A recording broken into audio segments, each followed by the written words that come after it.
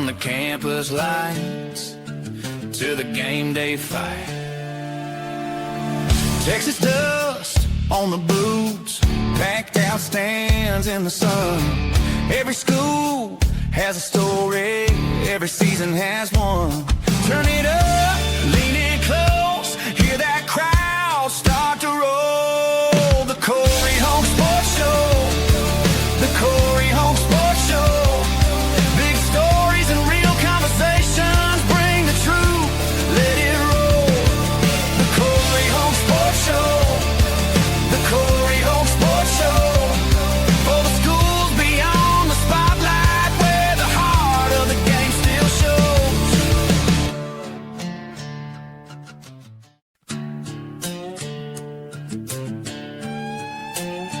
Yeah.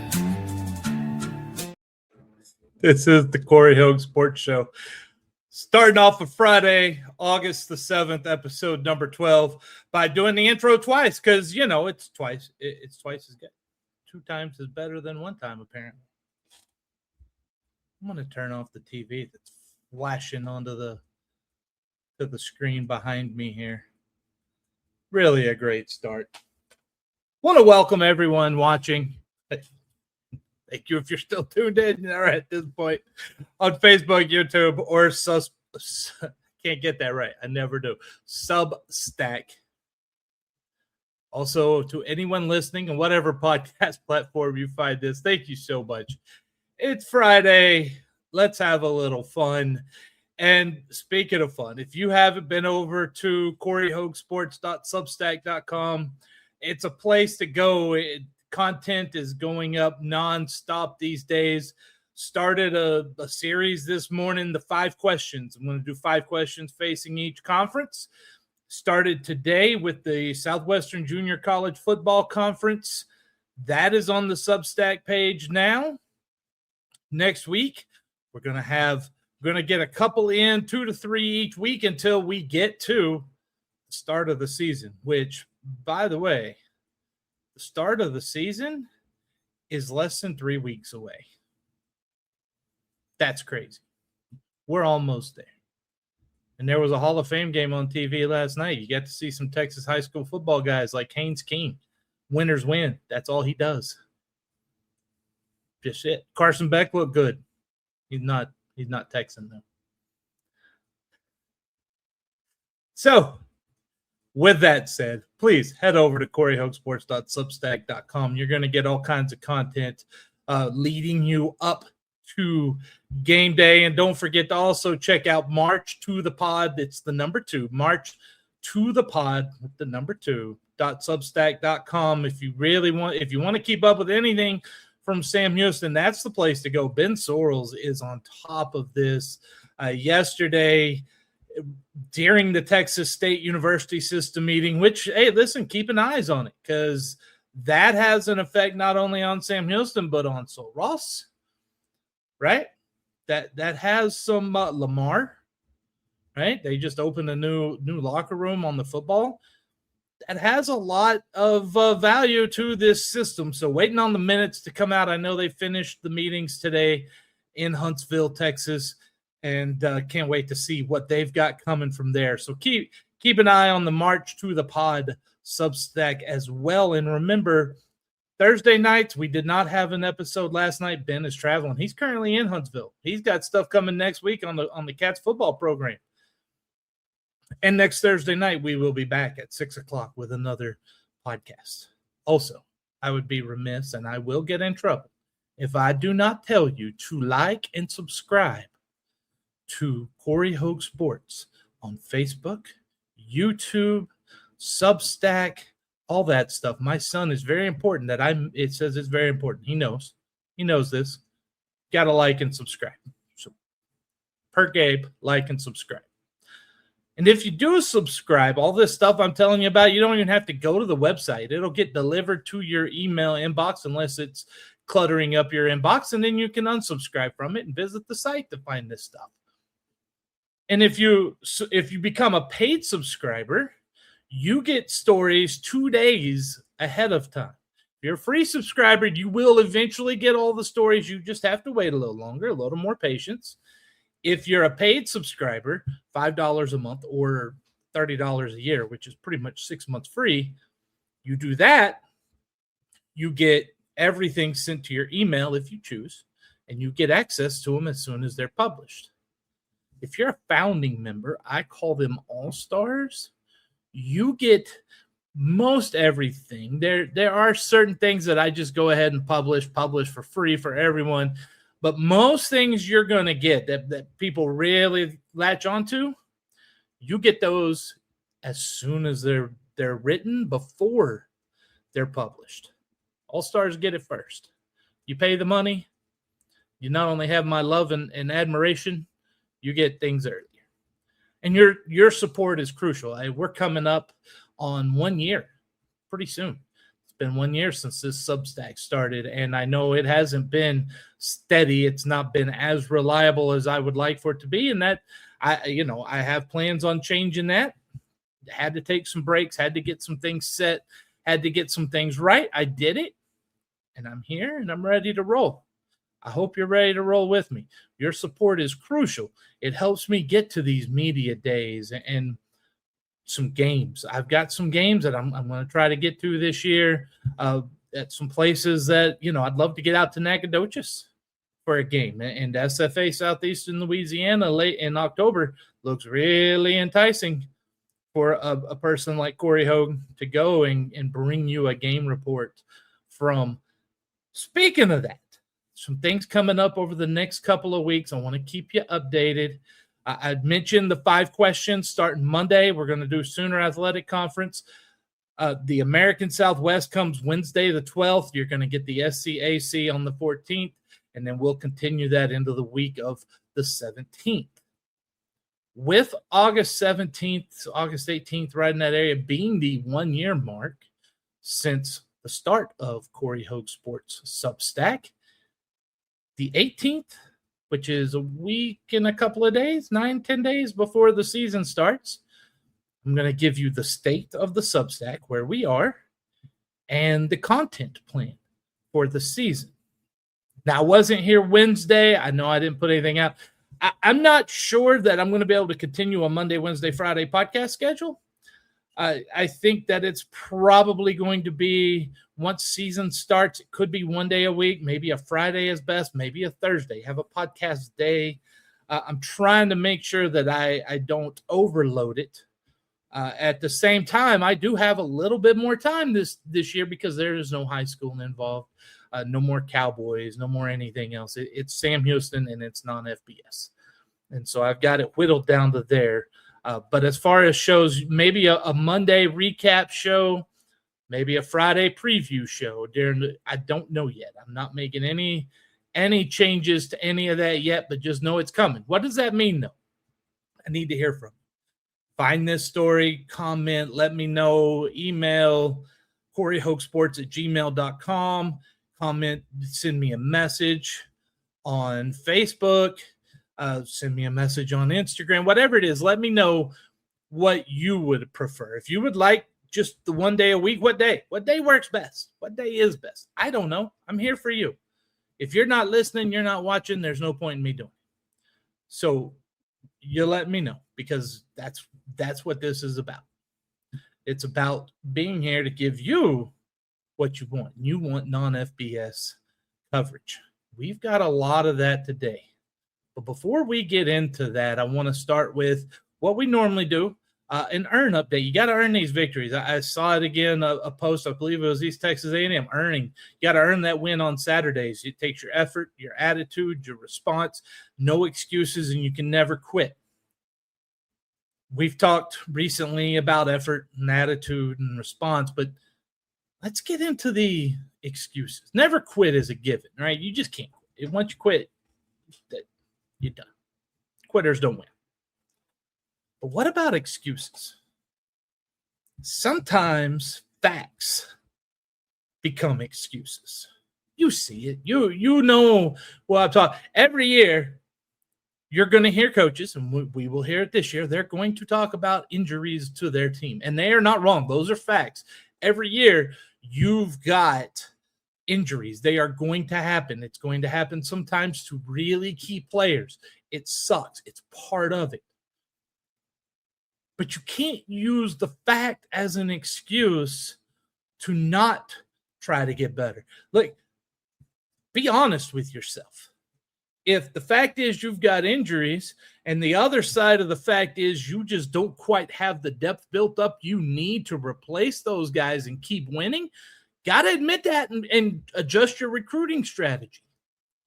If you're a basketball coach and you've got a guard who is a junior, really a big part of the team, you're going to need somebody there. That recruiting strategy should focus on trying to get somebody in. There is a difference between acknowledging the reality and then allowing the reality to determine your outcome. And that's what happens when you make facts into excuses. Lack of money, facts at a lot of places. Lack of resources, we're talking non-FBS here. Bad circumstances, that's just how it goes. Those can all be facts. The problem becomes when you make those facts into the reason you stop trying to find a solution. And that's one thing I drill into Gabe is find a way around it. Don't take no for the answer. We got injuries. Oh, then we can't win. That's the wrong answer.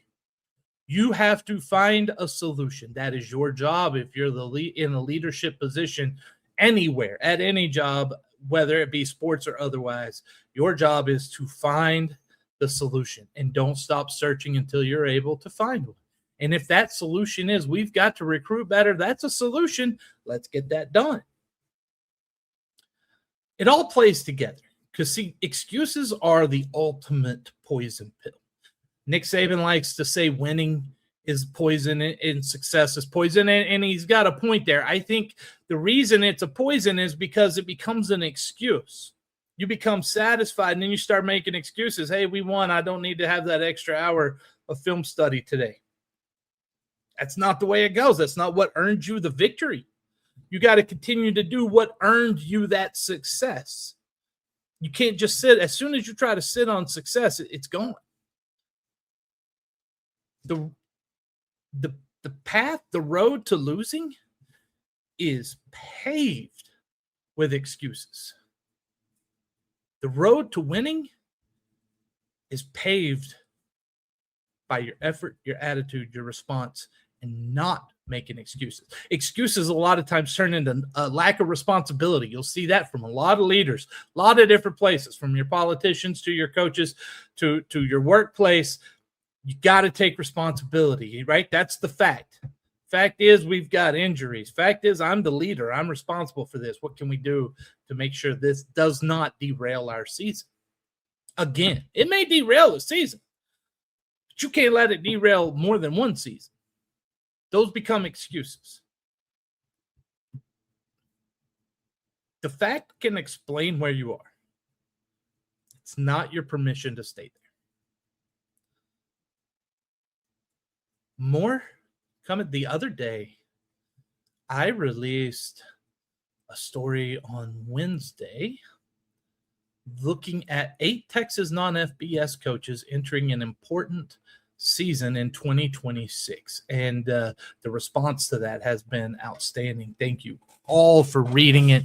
If you haven't seen it yet, you can find it.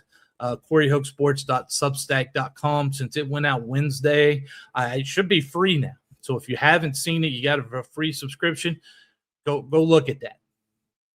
The key thing to take from this, though, is these are not hot seats. I'm not doing hot seats. Listen, it's not my place to call for a coach to get fired. It is not. That's not my job here. The way I view my job is to bring you the facts, bring you the honest truth, the big stories, right? The real conversations. Doesn't mean hot seat. It means important season. Doesn't mean that this coach is going to be around next year if things don't go well. They may not. That's not my decision. That's other people make that decision. So the standard of this is different for each coach. Each school depends on resources, expectations, recent results.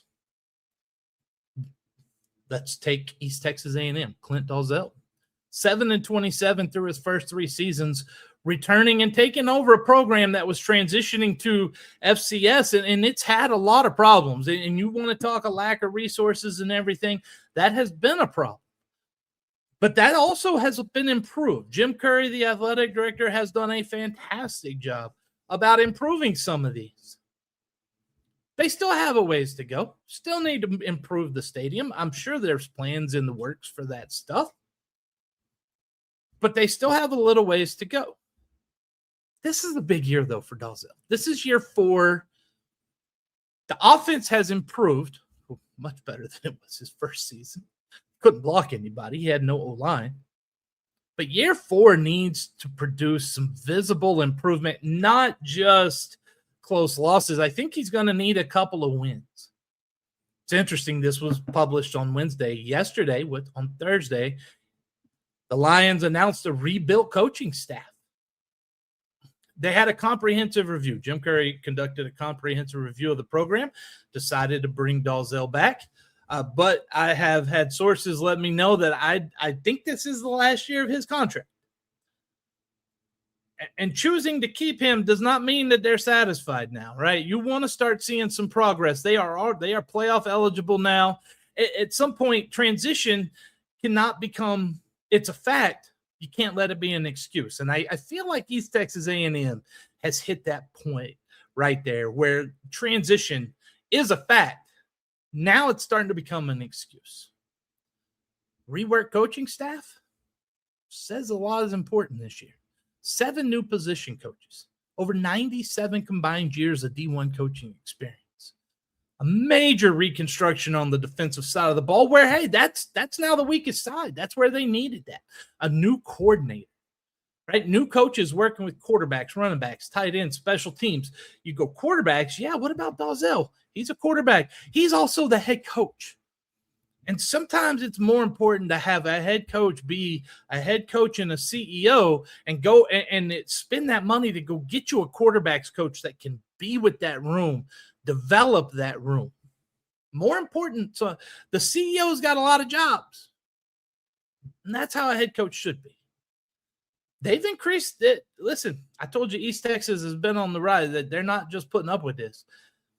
They've increased their annual football spending by nearly $2 million since they began the transition to FCS.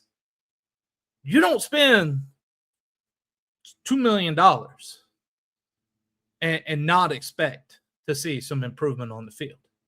And that is why I think this year is a very important year for East Texas A&M. They've identified the resources. They brought in some staff. They made some changes. Now we got to see the results. Clint Killough at UIW, a totally different situation. He was 20-5, and then last year, just off year. Nothing really clicked. The offense didn't click. It just didn't work last year. You know what? He's been having to bring in, by a lot of times, necessity, a ton of players, a big roster turnover. And that has led, in my opinion, that doesn't always work. And I think we saw that last year, 5-7. He's got to prove last year was a stumble, not the beginning of a decline. Another one, and this is each one of these cases completely different. Rich Renner, Midwestern State. MSU, Rich Renner is entering the 3rd season after taking over for Bill Maskell. He has spent over 20 years at the university. He was defensive coordinator for a long time, and he built up some equity, some positivity with the administration, with the athletic department, with the school. But his situation right now is about more than the 7-15 record that he's accumulated. And some of the problem with that record is resource limitations. But what makes Renner a different type of story right now is it was a difficult offseason. There was a former player, we have talked about this, Haven Watson, was convicted of some horrendous crimes, sexual assault, rape crimes, breaking in. They were horrendous crimes.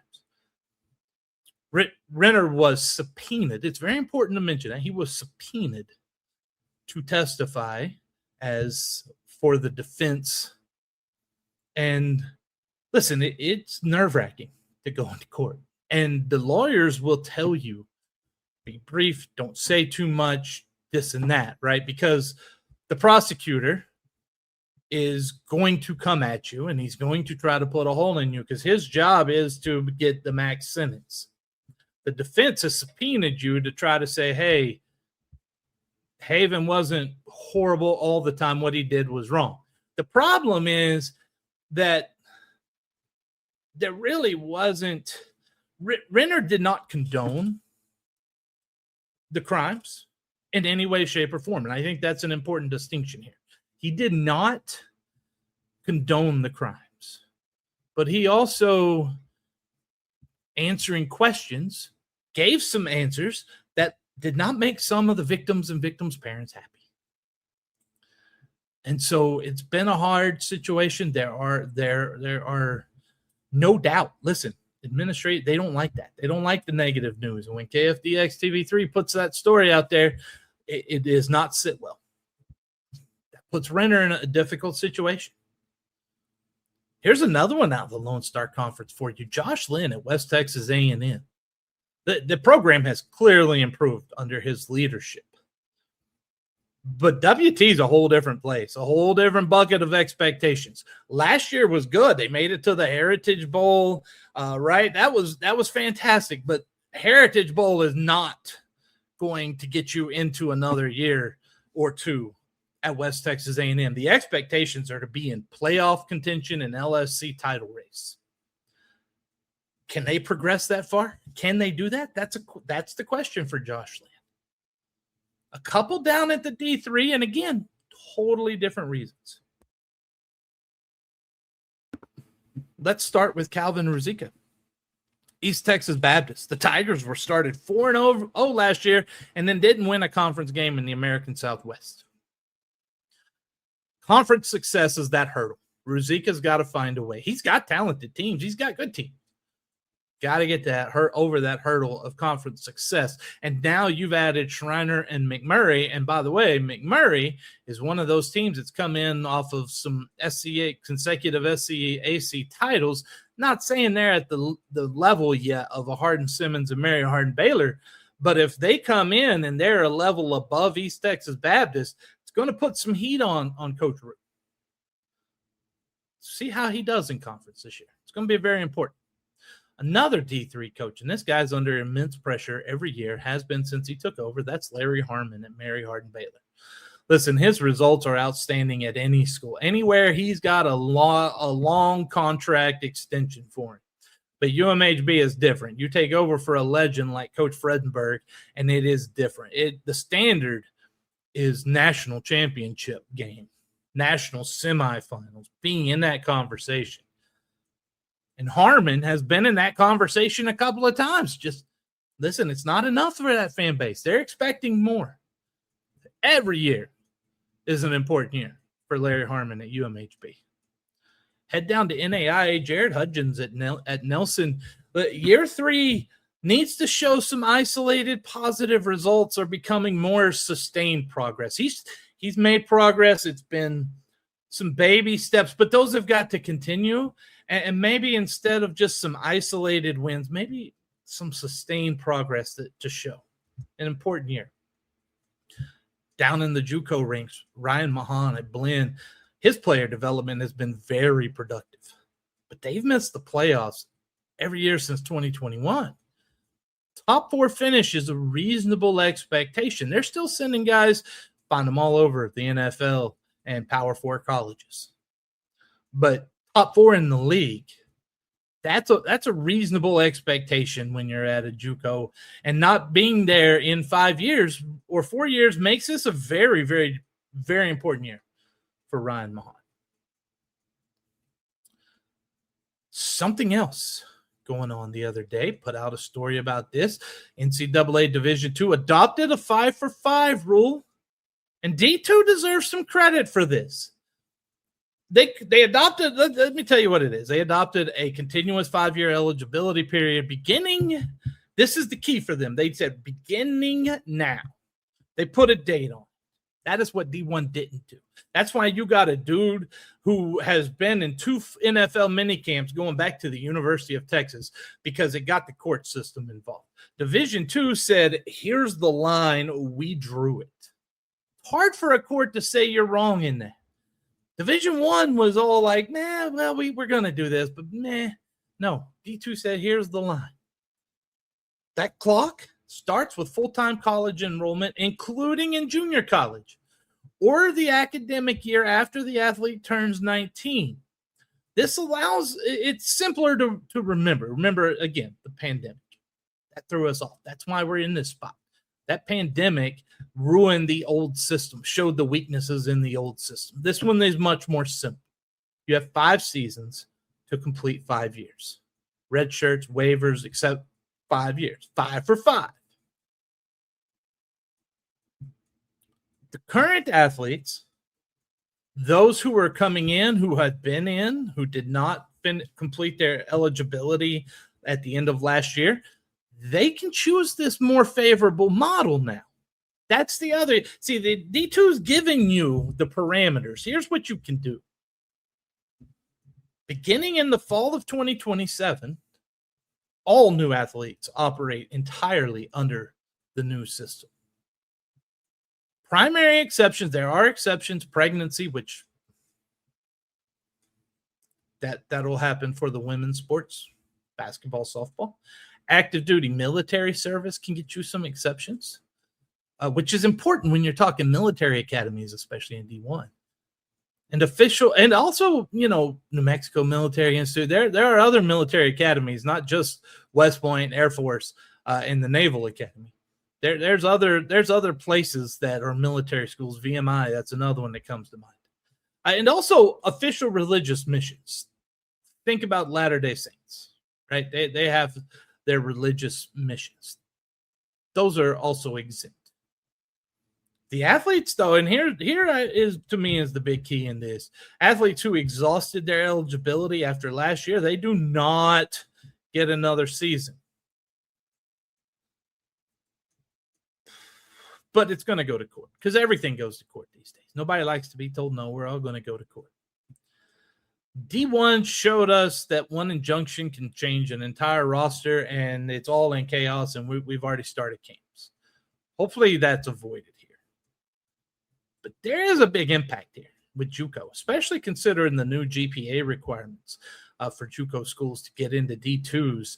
Full-time enrollment starts the clock, whether the athlete is playing or not. If you are enrolled in a JUCO, your clock is started. So coaches are going to have to be very, very adamant. Coaches do not depend on an overworked and understaffed compliance department. You have got to check the academic and enrollment histories on these recruits. The bottom line for me, 5 for 5, it's a good idea. I give D2 credit for acting without waiting for Congress. Speaking of Congress, the Protect College Sports Act of 2026. Now it's on life support. Last weekend it was, the Big Ten and Southeastern Conference don't like it. And then the judge in North Carolina said, hey, here's an injunction. And the Big Ten and Southeastern Conference said, great, let's pass this. Go ahead. We're good. We're good with it now. And everything kind of seemed to be going according to plan. We know the Senate is scheduled to take a break after today and a 3-week break, and they're not going to come back until late September. So anything that doesn't get done before they break is obviously pushed off for a few weeks. Now, it doesn't mean they're going to recess today, but the majority leader, John Thune, has pretty much said he is not wanting to stay much longer in DC because he needs to get some of his senators that are on shaky ground with the electorate being the way it is right now across the country. He needs to get some of them home to get in front of their constituents and try to smooth over some of this stuff that's happening because people aren't happy. And so it looked like the PCSA was on track for today. Got put on the calendar. Everything started going. And then yesterday, 3 senators, 2 of them being Hawley from Missouri and Tuberville from Alabama, who is a former football coach, mind you, decided they wanted to add an amendment. And so they added an amendment that was trying to say this. Their amendment basically said this bill doesn't overturn anything states have put on about men and women's sports. Okay. The White House counsel 38 minutes ago released a statement, according to Ross Dellinger, who, by the way, deserves some big kudos. He's been all over this, poor guy. They released a statement clarifying that the PCSA does not preempt men and women's sports laws, so that amendment should be null and void. But Jim Banks was the other senator on it. But that doesn't mean that the PCSA now is back on track. Why? Well, Senator Ashley Moody of Florida put in 2 more amendments today. And these are going to be a problem, guys. One creates an exception in the expansion provision to permit P4 schools to move conferences without the 5-year probationary period. This says, in her amendment, that if a Power League school wants to move to another power conference, the school can avoid the 5-year probationary period. You see, they're trying to say we're going to keep this together by causing you a 5-year period if you want to switch conferences. All this continual shifting, it would be gone with this act.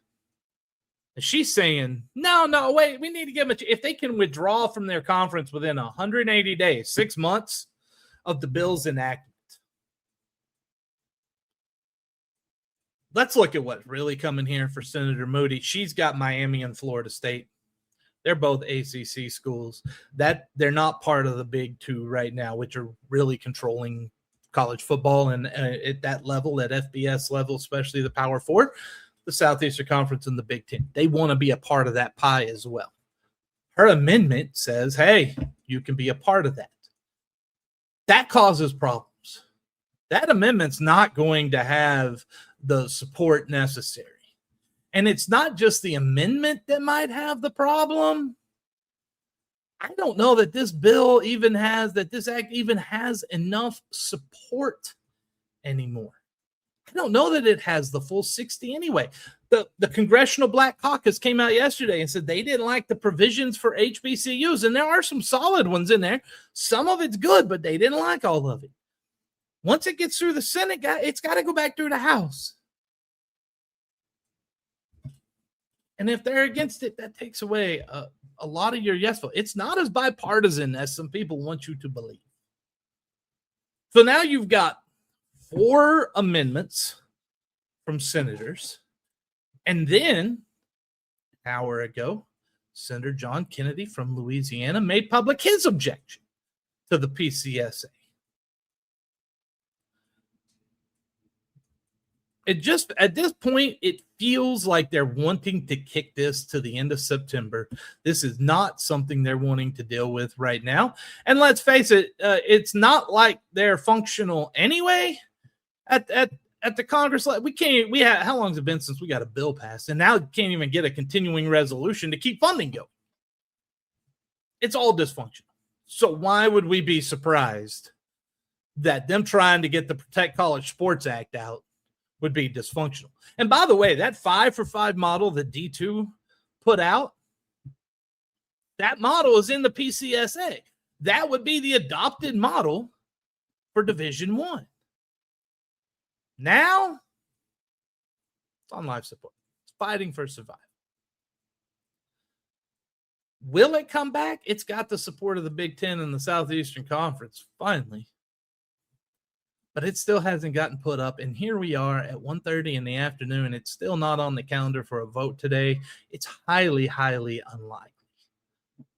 We need some stability. We need something. But as I put out in a story the other day, the NCAA chose excuses and chaos over leadership and accountability. They could have settled all this. They don't need Congress. The talking point that the NCAA needs Congress to act to do. No, that's a pass the buck problem. That in the NCAA, it's no surprise. They've always got the pass the buck problem. That's where we are. So it is definitely some shaky ground. Speaking of shaky ground, I put out a piece yesterday Division III. There are some questions about the long-term viability of Division III schools. They are always built, and they pride themselves 100% on broad participation, no athletic scholarships. But their own D3 analysis working group identified significant pressures inside the current model. It came up with 36 potential options, 10 of them remaining under further study. They're examining areas like financial benchmarks, playing season, governance, eligibility, NIL, and potentially dividing Division III into 2 different groups or more different groups. So the ones who want to be athletically successful, you go up here. We don't need another FBS, FCS. We just don't. The problem is, as most schools are facing right now, money. The athletic budgets are not keeping pace with this, and the staffing is stretched to the max at most every institution. And some schools have already cut sports, cut opportunities. These are the things that bring in. You have D3 football schools with 250 kids on a roster now because those are kids paying to come to school. That's the money. Some people want to cap that. I don't know if you can. Basketball rosters with 30, 35 players out there. It feels like we're at a point where Division III needs some sort of help. And I don't know that the Protect College Sports Act is really anything that's going to help these. Doesn't seem that way. They're going to have to come up and find their own solutions. The problem is that more studies and more committees are not helping these schools. These schools need help right now. They need more flexibility before these pressures force them, these financial pressures, force them to cut more and more sports. Chuck Ramsey watching on Facebook. Thank you so much. He said, I give you full credit for saying college football should be entirely remodeled after European soccer, by the way. Well, thank you for that. I was on the weekend big show last weekend. You find it on Law Dog Sports on YouTube. Yes, that's my idea. College football needs more like a European soccer model. You want to get our player, that's fine. You also need to pay us. We developed them. We found them for all divisions, D3, D2. I don't care. I could understand you saying not for JUCO. I could see a not allowing, but at the same time, these JUCO guys brought them in, got their academics up to standard, got their athleticism, athletic ability up to standard, whatever it is, discipline reason, whatever the reason they're in JUCO, they got them to where they can now go to a 4-year. Why wouldn't they get some compensation too? Same thing for these other levels. This transfer portal has changed a lot of things. The NIL has changed a lot of things. Football is now a money business. So why aren't these schools in the Power Fours, the ACC, the Big 10, the Big 12, the Southeastern Conference, the Pac, how many ever the heck they have right now, why aren't they paying fees when they go get these players? All conference players are gone. They're gone. If they're a group of 6 all-conference players, the next year you're at P4, and it just moves up that way, right? FCS goes up to group of 6. Sometimes P4. Depending on how many different levels you go up, there should be a pricing for this. Listen, though, don't make it a negotiating price between the schools. Don't be crazy. Have a set price. I know. Again, asking the NCAA to do anything common sense, and to me, this would be common sense would be tough. It could be laid out. But first thing you got to do, as I talk about anything with this with NCAA, first thing you got to do, you got to sit down and you've got to look at every possible outcome. They're not all positive. There will be negative happenings with any choice you make. So sit down. Plan those out as best you can. Take your time and answer those. Answer those questions. You have attorneys. You pay them, and you love to pay attorneys because you're always in court. Why don't you pay them to try to avoid some court? An idea. Oh, what do I know it's Friday, and I know this has been a pretty long show. Hope you've enjoyed it. Thank you so much for watching, whether you caught us on YouTube, on Facebook, like Chuck did, or on Substack, or whatever podcast platform you're listening to. Again, right now, I'm just going to say we'll be back Monday. May just go Monday, Fridays here for the next couple of weeks to allow me to get some more content up on the CoryHogueSports.substack.com page. And also, March to the Pod is another page that's really growing and really doing well. If you care about Sam Houston, they got a $6 million sponsorship package yesterday, things that we have been begging for on that show for 4 years on our podcast is now coming to fruition. That Substack page is on point these days. Definitely get there. Ben Sorrells is doing a fantastic job. I hope you all have a wonderful weekend. See you back here on Monday. And until then, stay blessed. It's clear, sharp and bold, covering every team, every season, every story worth being told. The Cory Hogue Sports Show, the Cory Hogue Sports Show. Big stories and real conversations bring the truth